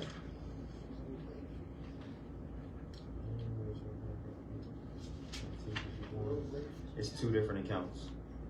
Now, I can look into why it's 2 different accounts, but you'll see that in the parentheses, there's 2 different account numbers. They both were listed as fire company on the aqua invoice. Okay. But I So- can look into see why it's 2 different accounts and what the services are for. Yeah, let's do that. We can chat with the fire chief and just so we can consolidate where possible, so these things make more sense. Okay, thank you for that. The other one I have also on page 2 is the AT&T fire company department wireless. And Council Felder, let me just add, I'm asking about these while you're the liaison to fire. After our last meeting, and I had taken on the task of just reconciling those bills. That's why I'm direct asking these questions about those fire bills. And we were told that the fire company pays their own wireless bills, the AT&T bills, so I saw this one and it's pretty substantial. So, Yeah, they do, I don't know, but this one, it says the fire on the bill. What I believe, I don't think it's like an actual mobile device, I believe it's like hotspots maybe. But I can confirm exactly what they are. the chief did say that we shouldn't be getting any bills for them for AT&T. Okay. They're managing all of theirs, so, and this is a big one, is this paid? Yes. Okay. I mean, but these are paid monthly. We've always had the AT&T bill, and this was discussed with them before. We need to, that is the area we definitely, like, effective immediately need to figure out, because the fire company is paying their, AT&T bill. So, we might be duplicating, but they're paying their AT&T bill per the chief. It might check with us, because we have AT&T mobile hotspots for our empty computer cards. Okay. So it might be. And I know we talked before about the T-Mobile. Yeah, we don't have T-Mobile. Yeah, so maybe I'm flipping it. Maybe it's. We have hotspots in the police cars for our computers to work. Okay. And, will those bills, they come straight here, right? Yes. Mm-hmm. Well, the ones for the police do. The fire company They all took do. theirs back, and they've been managing their own. So I just want to make sure that we're not paying any of these in duplicates. So let's figure that out. And while we're talking about hotspots, if anybody saw that the county has now gotten into an agreement with T-Mobile, so if there's room for us to maybe benefit from a discount or something, we should probably see about that. County has brought them on as their communications provider. Okay. I just wanted to note for you, Mr. Treasurer, that Bellevue Strategies, we've changed our agreement with them to billable hours, being that we've come to a little bit of a lull in the process, so you'll see the change in that billing structure. That was on page 2. On page 4,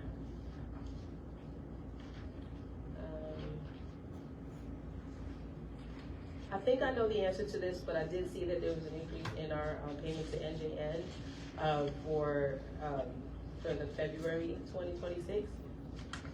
Yes. And I just wondered what accounted for that increase.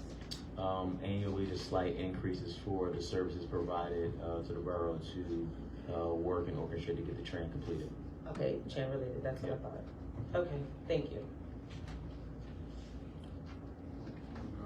Medical refund? Yes. How often is that? Annually, yes. If they waive the services, that's yeah. And the last one that I have on page 5, the Verizon bill, it's noted as red forward, but I'm not certain what Verizon and red forward do together. That's, I think that's a part of what you all discussed not too long ago. There's a Verizon connection line at the park. And I don't know if that's connected to the camera system or to the internet, but it was something that I reviewed a few years ago, and I remember I, on purpose, shut it off because I'm like, we shouldn't have that there. But then we found out, I think it's connected to a camera or a wireless connection there at the park, at the Ramblers Field. At the Ramblers Field? At the field. You don't have any of that?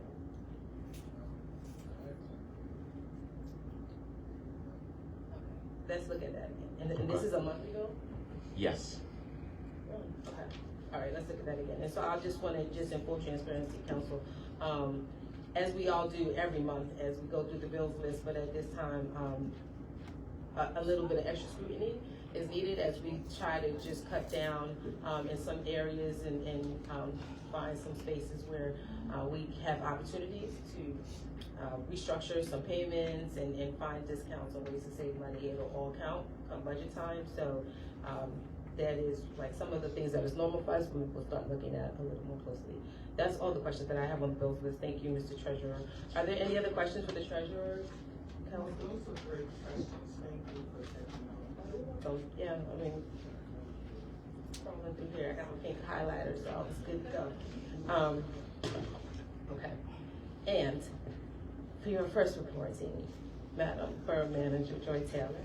Good evening, everyone. Good evening, Madam President, and with residents, members of the public, excuse me. I don't know what it is, but I'm getting super congested, so I'm going to keep my report brief in the interest of time. Council, Mayor, President Allen, the transition overview is included for you to review at your leisure. Just a few high-level operational points I wanted to make you all aware of. We are in the process of scheduling the liquid fuels audit exit. So I look forward to being able to share some information in regards to that. We, as Solicitor Miller mentioned, we are in the process of re-engagement with contract negotiations with our Teamsters Union, as well as the MOU with our fire. We completed the insurance walkthrough with Arthur J. Gallagher for our general liability coverage on borough-owned properties. So we're awaiting their report to help us to continue to be in compliance. We recently also completed the fire extinguisher inspections here at Borough Hall, as well as the library.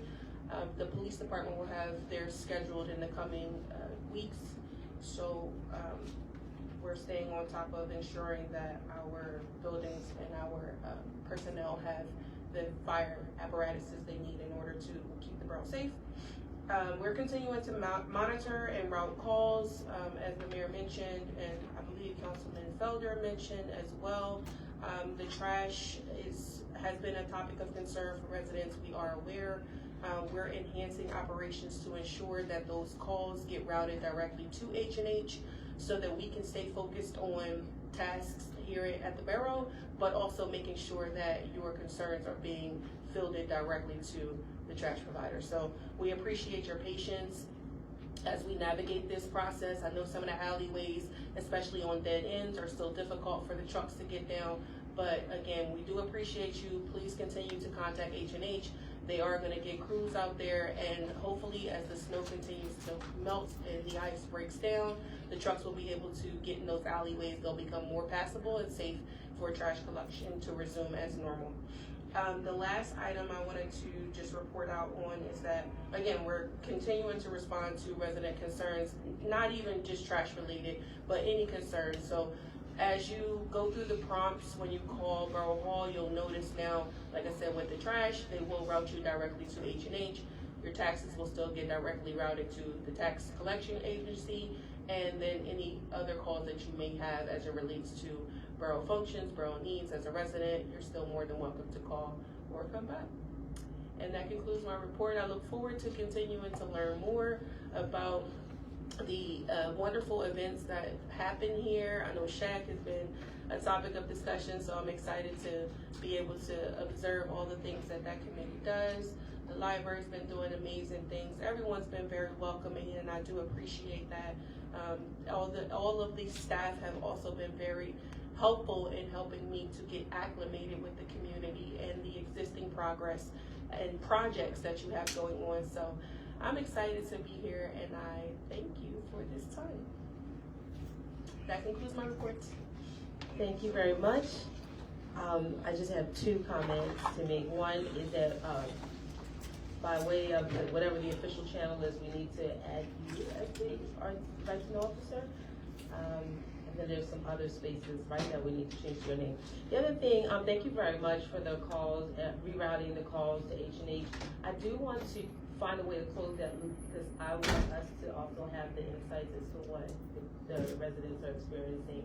I know that they'll take it and they are the ones that are gonna have to fix it, but I do need for us to have the insights as to how many times people are experiencing the things they need to call H&H. And I know right now it's an extreme circumstance due to the weather emergency, but I like to stay in the know, so we have, just our finger on the pulse of what the community is experiencing. Yeah, I agree with that, Madam President, because I spoke with the trash company today about the concerns of not picking up the trash around my area. So I'm sure everybody is aware of that, and some other things too. So keeping a pulse and doing what they're doing is very important. Yeah. Okay. Any other questions for our borough manager? No. All right. Thank you so much. So at this time, we will move into public comment. I would like to remind the public that public comment is for 3 minutes. If you would come forward and state your name and address and use your 3 minutes to ask all of your questions, and then when you are done, we will respond as we are able to. So at this time, is there any public comment? Mrs. Rumaker. Yes, good evening. Captain Maker, 325 Greenwood Road. I know I'm beating a dead horse, but are the calendars ever coming out? And the next thing is, At the December meeting, there were two people that spoke while the council was speaking, and they were going to be asked to leave because that was not right. They were not giving you the respect that the council deserved.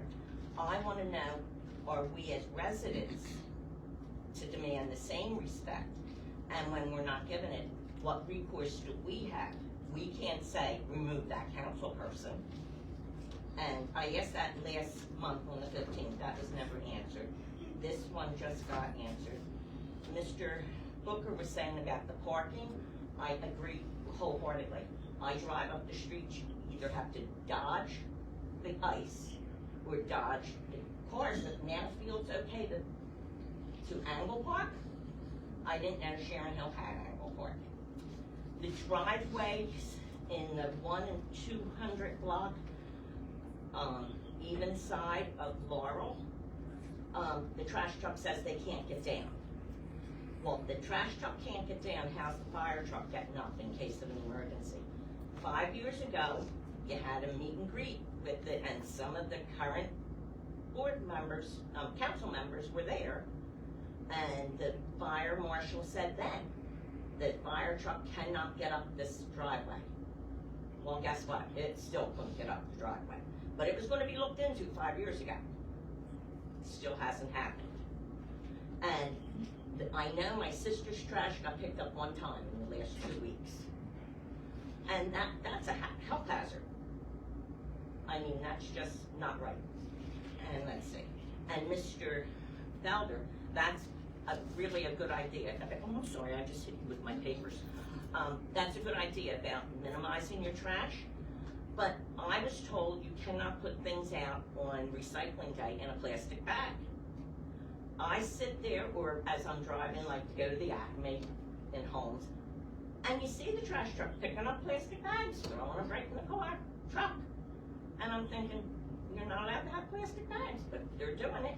Or people that put it out late, and then the next day, Thursday, on trash day, they pick up recycling and throw it in with the trash. So that doesn't help.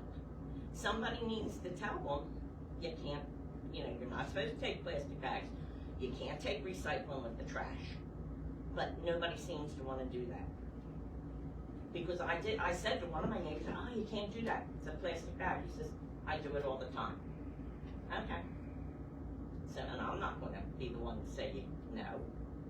But somebody needs to, and somebody needs to address the way people park during this snowstorm. Thank you for your comments. We'll address these. The calendars, are they ever coming? They are en route. We have a couple of copies here.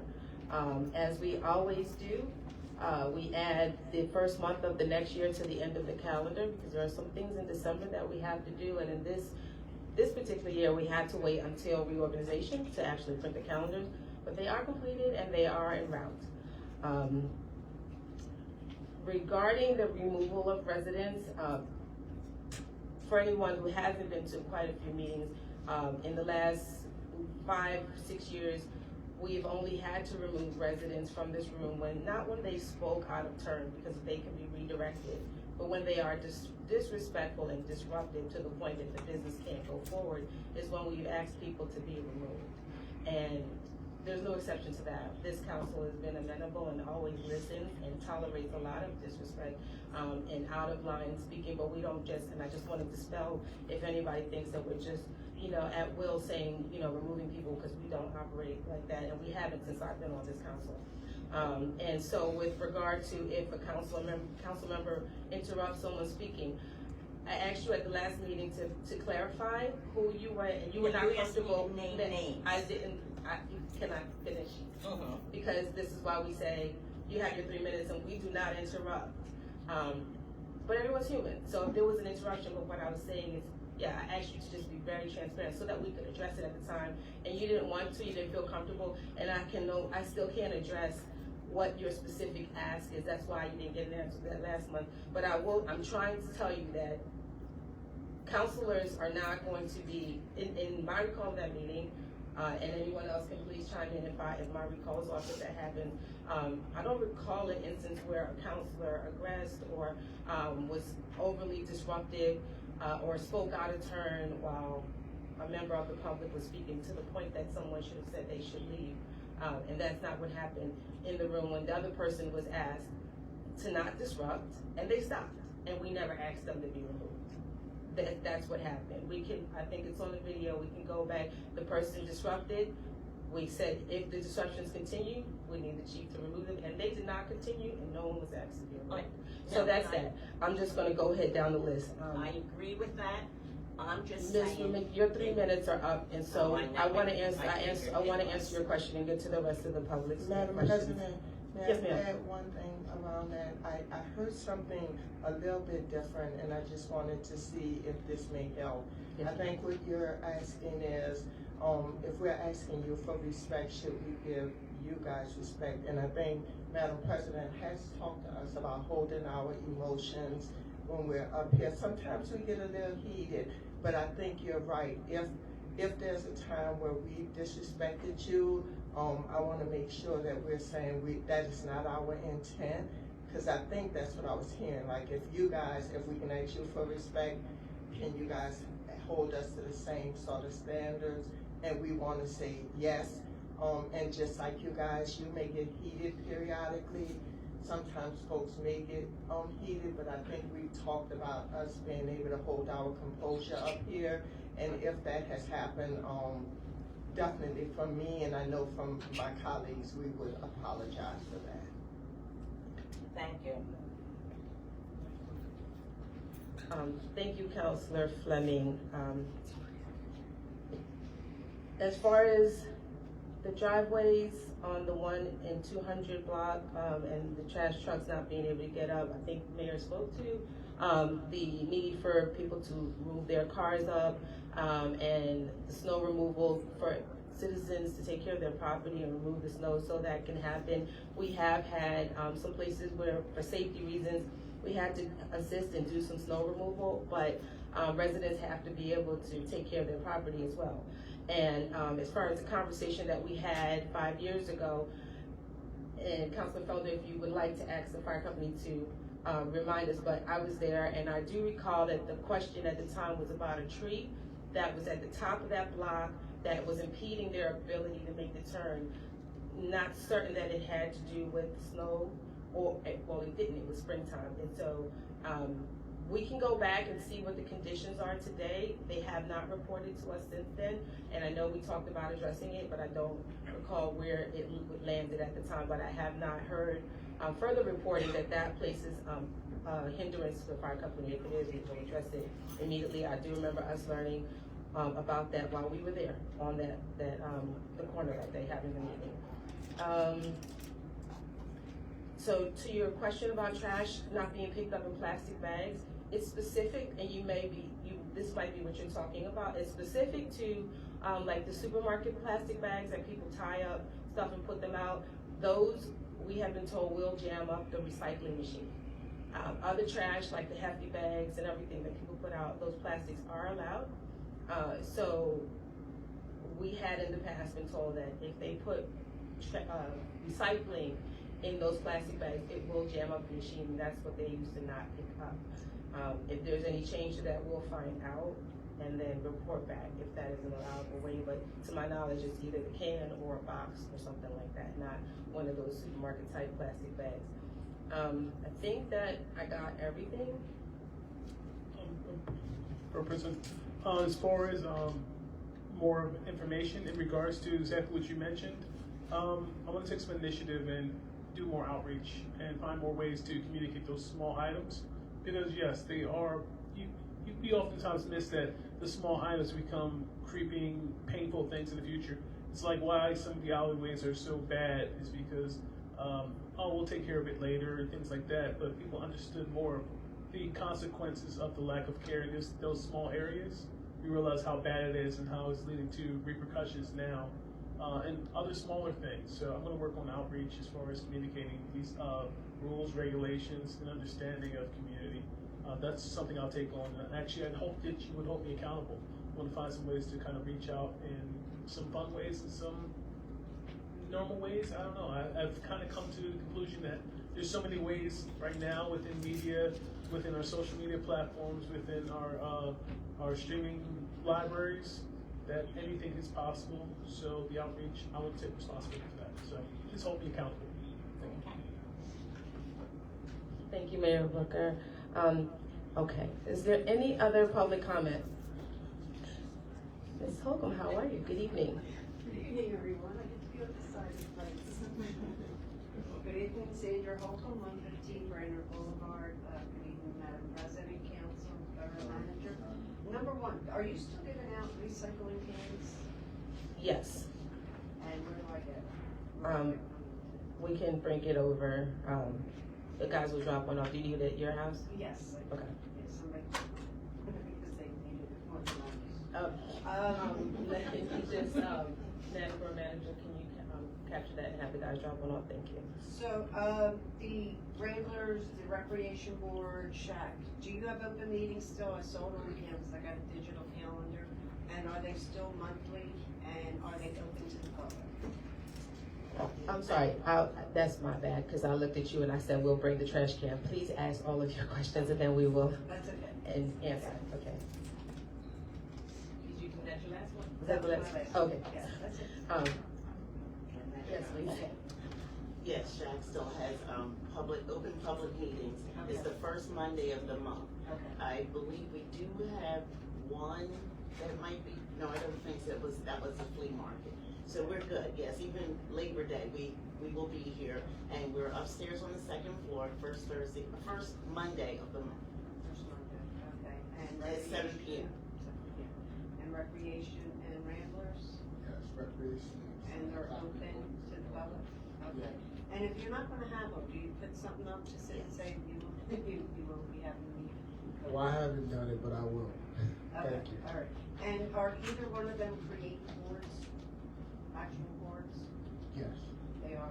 Okay, thank you. Also, I'm sorry, Ms. Holcomb, I just needed to add that for the times in the winter, we're at 6 p.m.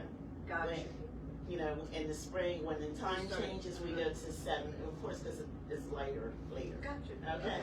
Thank you. Thank you. Is there any other public comment? Okay, I'm gonna address Judge Forbes and then Mrs. Turner and then Mr. Hendricks. Judge Forbes. Sammy Forbes, Greenwood Road. My comment is to new council member Mimi Smith. Congratulations. I am super proud of you being here on the board.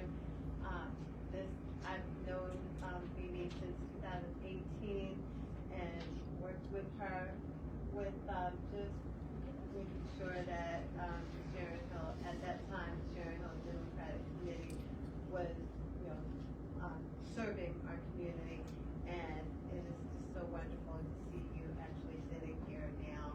Congratulations, and I look forward to everything that you're going to do, Sharon. Thank you. Thank you, Judge Forbes. Mrs. Turner? Tracy Turner, 200 Laurel Road. So I have a couple questions to ask. Was anybody here in the snowstorm of 2016?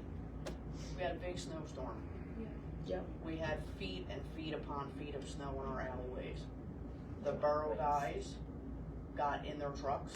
They picked up our trash. They went to the bottom of the alleyway, and the trash truck came on Poplar and picked that trash up. I spoke with the owner of H&H today, who reached out and called me, and he is not opposed to doing that if we can get the Borough guys in their trucks and get the trash and take it to the bottom of the alleyway, which would be a lot easier on us as well, because our alleyways now are still full of snow and full of ice, and we're getting more snow tomorrow. So it took us a little over 2 weeks to get trash picked up. The animals tear the trash up, and us homeowners are left responsible to pick all of this trash up because we couldn't get a truck down the alleyway. So I think it would be very, very smart to think about having the Borough guys get in a truck. They have a truck that can fit down there, it's been done. Get all of our trash, get it to the end, let the trash truck pick it up. That's just my suggestion to you guys, and I think that it would work, because like I said, it has. And I know the guys were out there busting their butts, plowing, but I had to have a plow truck that I paid for to come up my street at 3 o'clock, because no plow came up my street. My husband has dialysis, so we have to get him out. Plow trucks was all over. Rodney, they were on your street. I seen you out there dancing with them. I live right around the corner. They did not hit my street as of 3 p.m. the day of that snow. That's an issue. So I don't know if these guys are going to get certain routes to do. If they're picking and choosing what streets they're hitting, we all pay the same taxes. All of our streets should look the same. And we can't even expect the borough guy to go out and find people, because I see borough property that hasn't been touched. For every house we have in Sharon Hill, there's 5. You can't even walk down the street. We can't park. We have cars that are parking diagonal on streets. They're on sidewalks. We got dining room tables out saving parking spots. We don't do that here. I don't even know how we allowed that. Like literally, somebody has a dining room table on Greenwood. A whole dining room table. We got people today that got pumpkins outside. We got mini refrigerators outside. It's crazy. Like, I know it's a snowstorm, but code enforcer needs to get out there. Code enforcer needs to get out. We need to figure out something with this trash. We got to be proactive. Snowstorms are coming. We shouldn't be waiting until it snows to figure out what we're going to do, and nobody got the trash picked up. But that's all I have. But borough manager, I have those dates for the clinic. Do you want me to give them to you now, or do you want me to just write them down and give them to you? You can email them. You want me to email them to you? Okay. Yeah, I just want to make sure that I am able to reference them in the event that something comes up. Okay. We do get very busy, but I do appreciate you taking the time to do that. I'll email them to you tonight. Cool beans. Okay. Thank you. Thank you. Thank you for your comments. I will say, yep, the trash should be picked up. We have been on the backs of our trash collector to find out what's going on. When is this trash going to be picked up? We are very aware. Our trash, like we keep saying it, and you guys know we live here too, so we see when the trash is not picked up. And so we are on top of them to get it picked up 11 days after the storm.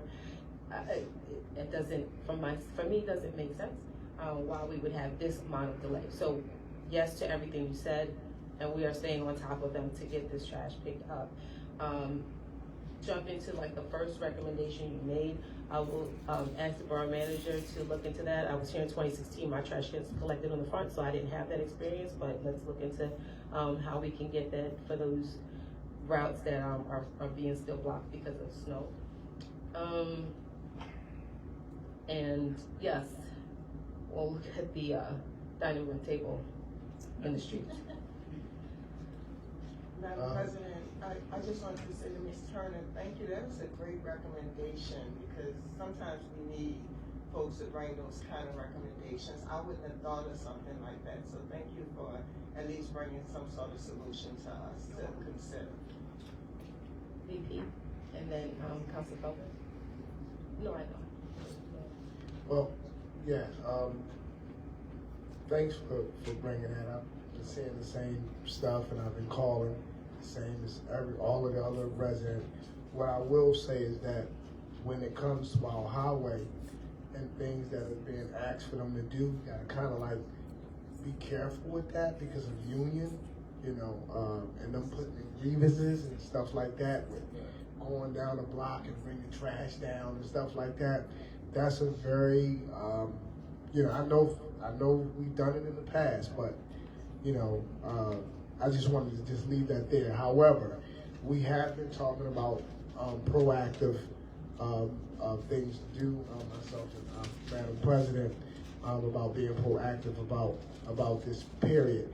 And also too, I am highly concerned about 11 days after this snowstorm that the trash company just can't get to it. And I'm like, you can get down my block, you can get down Garvin, you can get down Poplar, you can get all these main streets you can get down. So I'm trying to see what what's going on with that. However, I am seeing, you know, our police force drive past these cars that are diagonally parked, illegally parked, and I'm concerned about that as well. You know, and what's happening with that. This stuff needs to be handled, because I'm gonna tell you something. When you go to Philly, that's what you see. Okay? And people are moving up here that's not far from Philly. They're moving up here and they're parking on sidewalks. I mean, it's getting crazy. So we are talking about that, and I thank you for bringing that up. And yeah, so we want to be on it. We want to be on it. Councilor Felder? Oh, it's not pertaining to the natural disaster of nature, but I wanted everyone to know that Judge Forbes was talking about Mimi, that if you see the Sharon Hill sign that says welcome to Sharon Hill, her artistic hand did the painting to revitalize the sign. And I don't know if you ever thanked her for that. And I want to thank you. Thank you so much. I have to, because it's welcoming now. When I see it, it's like, wow, my eyes see something more appealing. It was dull, it was ready to go, and if I had a BB gun, I would have shot it up. It was ugly, but you put light back in it, so that's wonderful. So when you get the calendar, just go to the October section, and you will see Mimi's work at hand. It's in the, So she's in? Yes. So it went, you know, it's in here. So when you go to the new calendar, when you get the new calendar, it's in there in the October section. If I could go back just to the last comment regarding the cars and the parking, Chief, what can we do to get the ticketing to start happening, Chief Sharon, for these vehicles that are illegally parked? I do think we've given a good amount of grace in terms of letting people have a good chance and time to clean up after this snow emergency, but again, here we are, and I do agree with what Mr. Stern said. We have, contrary to what people might think, we have been out taking cars. Okay. And knocking on doors and asking residents to move them. So we have been proactive with it. Thank you. Yeah. And Chief, I know it's frustrating. I can hear it in your voice, you know, and I thank our officers for doing that. But I'm seeing the same cars still parked like that. So I don't know, you know, it's just disrespectful to you guys at this, well, to the borough and to our police officers that have ticketed them. You know, give them another ticket, double it up, you know, because you know, as I said before, our fines doesn't meet the purpose. So we need to take these fines up, so that way if I get something in the mail, I'm like, oh snap, $800. I'm going to high and low. Like, this is what we need to do. They do it in other places. You know, when people see that we stand for something and don't fall for anything, they're gonna straighten up their act. And we have people that are moving up here that doesn't know the Sharon Hill way. And you can tell because they're not in our council meetings.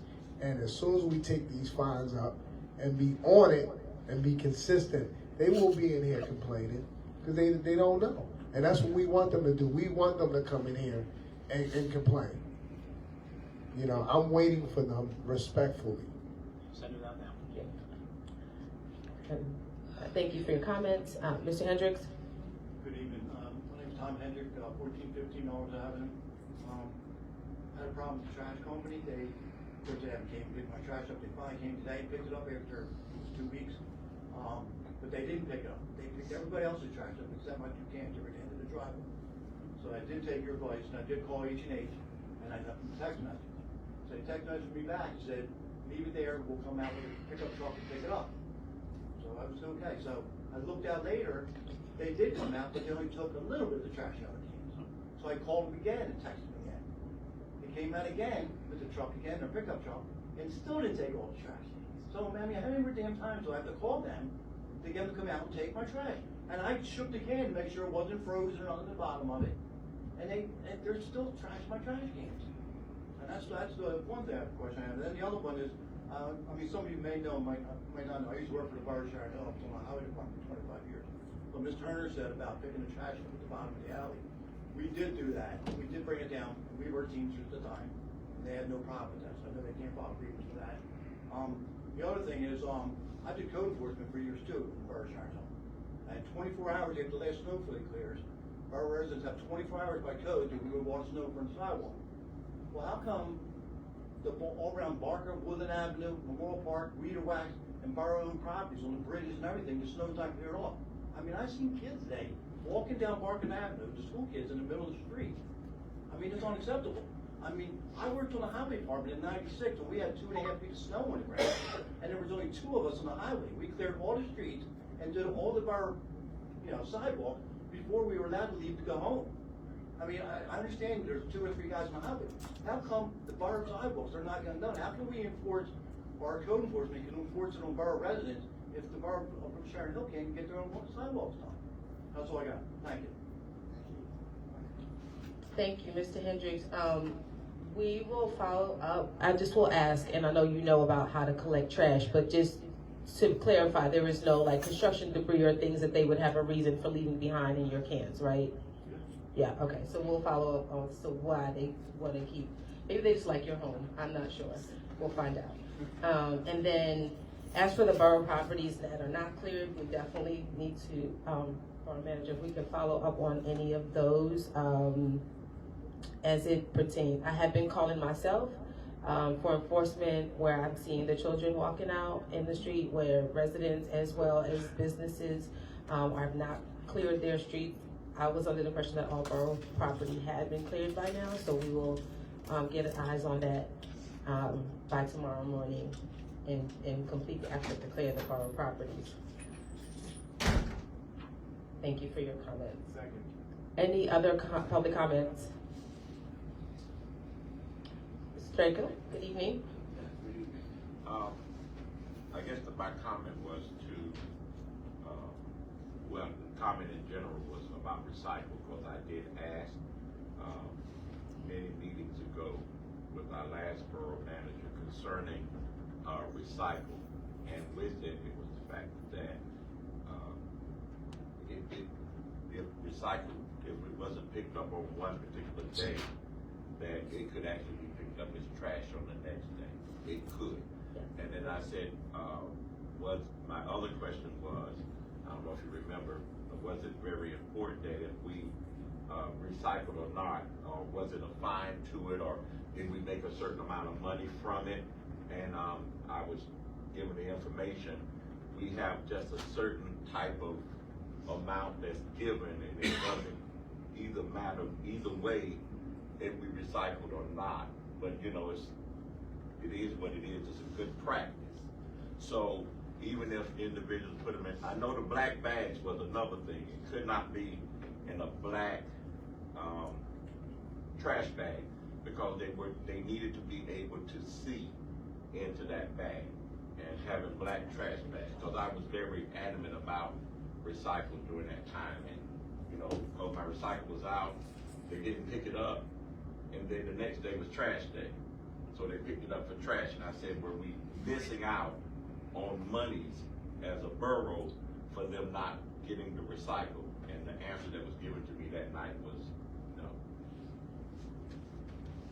Thank you, Mr. Drago. Yes, that was the other part of your question, Mrs. Rumaker, that I missed on the recycling. And I do know that if we don't pull, like if they don't come from my recycling on Wednesday, I'll pull it back, because I like to recycle as my effort to reduce my carbon footprint. So I do that, I'll pull it back, but if I leave it there, they are gonna take it with the regular garbage. So thank you for saying that. I apologize, I forgot that question. Is there any other public comments? Any other public comments? Okay. Hearing no other public comments, we can move to new business. Council, the one item of the new business we have is the approval of the November 2025 legislative meeting minutes. We had missed approving those when we had called for an amendment to the agenda to include them in December, so they are before you now. And I'm asking, are there any corrections to the minutes?